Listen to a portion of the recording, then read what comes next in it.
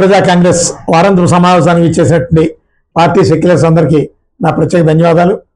ఈరోజు కేంద్ర రాష్ట్ర ప్రభుత్వాలు ఇంకా 2025 సంవత్సరంలోకి వచ్చేసాం మనం. ఈ రోజుల్లో కూడా ఇంకా సిగ్గు లేకుండా కుల వర్గీకరణలు అలాగే కులపరమైనటువంటి ఒక కులపరమైనటువంటి ఒక సర్వే చేస్తారట. కుల గణన చేస్తామని గొప్పగా చెప్పుకుంటున్నటువంటి ఈ కేంద్ర రాష్ట్ర ప్రభుత్వాలకి రాష్ట్రీయ ప్రజా కాంగ్రెస్ పార్టీ ఒకటే చెప్తుంది, కుల గణన కాదు, కుల సంస్కరణలు చేయండి. ఈరోజు ప్రధానంగా ఉంటున్నటువంటి అనేక కులాలు రామాయణ మహాభారత కాలంలో అసలు లేనే లేవు. అవి అగ్ర కులాలుగా ఎలా అవుతాయి?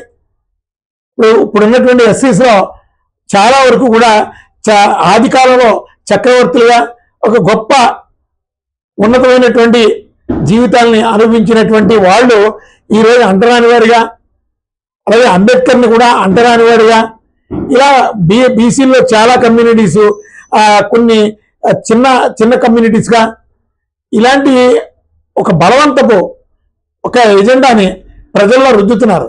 అసలు ఎవరి కుల చరిత్ర ఏంటి, అసలు దాని మూలంగా మనకి ఆపాదించడం ఎంతవరకు కరెక్టో, అసలు ఆ రోజు దళితుల్ని చాలా వరకు మన మేధావులు ఏం చెప్తుంటారంటే, దళితులకి తిండి తినకూడదు, చదువుకోకూడదు, అలాగే ఆడవాళ్ళు జాకెట్లు వేసుకోకూడదు, కాలికి చెప్పులు వేసుకోకూడదు.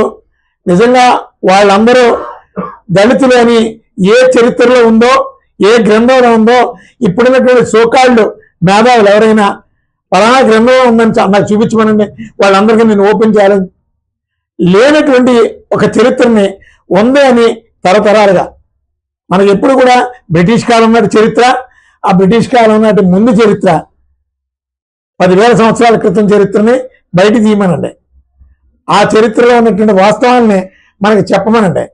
అంతేగాని మేధావులు అనుకునేటటువంటి వాళ్ళందరూ కూడా ఈరోజు వాస్తవాలను వక్రీకరించి ఎవరు అంటరాని వాళ్ళు, ఎవరు అగ్ర కులాలు, ఎవరు గొప్పవారు, ఎవరు పేదవాళ్ళు అనేది మొట్టమొదటి వాళ్ళకే స్పష్టత లేదు.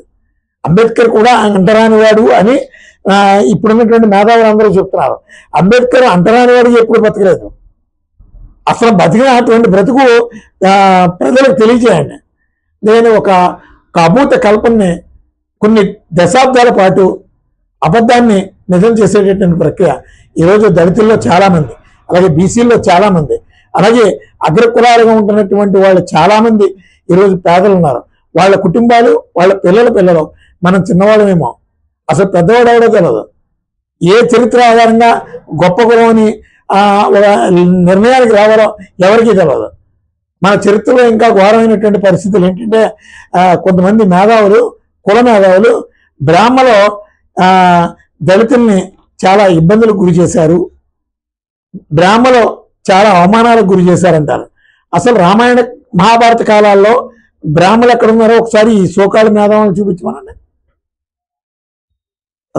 ఋషులు మహర్షులు ఉన్నటువంటి కాలాన్ని బ్రాహ్మణులకు ఆపాదించి ఇక్కడ కులపరమైనటువంటి వివాదాలు సృష్టిస్తూ ఆ కులాన్ని బేస్ చేసుకుని కొన్ని సంవత్సరాలు, కొన్ని దశాబ్దాలు, కొన్ని శతాబ్దాలు ఒక వర్గ పోరాటాన్ని మనం ప్రోత్సహిస్తున్నాం. వాస్తవాన్ని మనం భూస్థాపితం చేసేస్తున్నాం. ఎందుకని ఇప్పుడున్నటువంటి వాళ్ళందరూ కూడా మనం చేసుకోవాల్సినటువంటిది ఏంటంటే కుల గణన కాదు, కుల సంస్కరణలో ఎవరి చరిత్ర ఏంటి, ఎవరిది ఏ గొప్ప చరిత్ర అనే దాని మీద ఒకసారి ప్రభుత్వాలు దృష్టి కేంద్రీకరించి, ఎందుకంటే ఎల్లకాలం బ్రాహ్మణుల మీద లేనిపోయినటువంటి మాటలు, అబద్ధాలని నూరిపోయడం, అలాగే దళితుల్ని హీనమైనటువంటి బ్రతుకులు బతికారు. అసలు దళితులు ఎక్కడా కూడా హీనమైనటువంటి బ్రతుకులు బతకలేదు. వాళ్ళ గొప్ప జీవితాలు, ఆ గొప్ప జీవితాలను ఈరోజు వాళ్ళు అంటరాని వాళ్ళని కొంతమంది మేధావులు చెప్తున్నారు.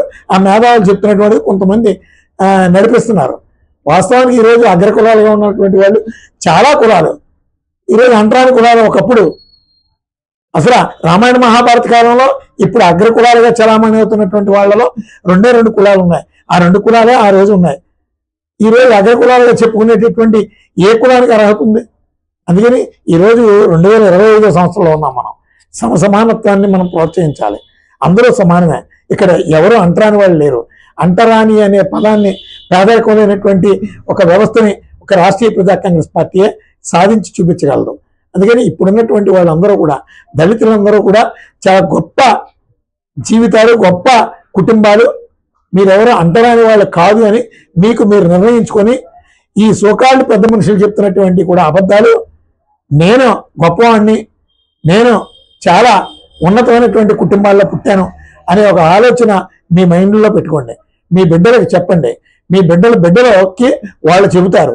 అంతేగాని ఈ ప్రభుత్వాలు చెప్తున్నట్టు ఎవరు కూడా అంటరాని వాళ్ళు కాదు. కుల సంస్కరణలు చాలా అవసరం అని ఈరోజు రాష్ట్రీయ ప్రజా కాంగ్రెస్ పార్టీ భావిస్తుంది. భవిష్యత్తులో రాష్ట్రీయ ప్రజా కాంగ్రెస్ పార్టీతోనే సమసమానత్వం, కులరహిత సమాజం సాధ్యం అని ఈ సందర్భంగా తెలియజేస్తూ సెలవు తీసుకుంటాం.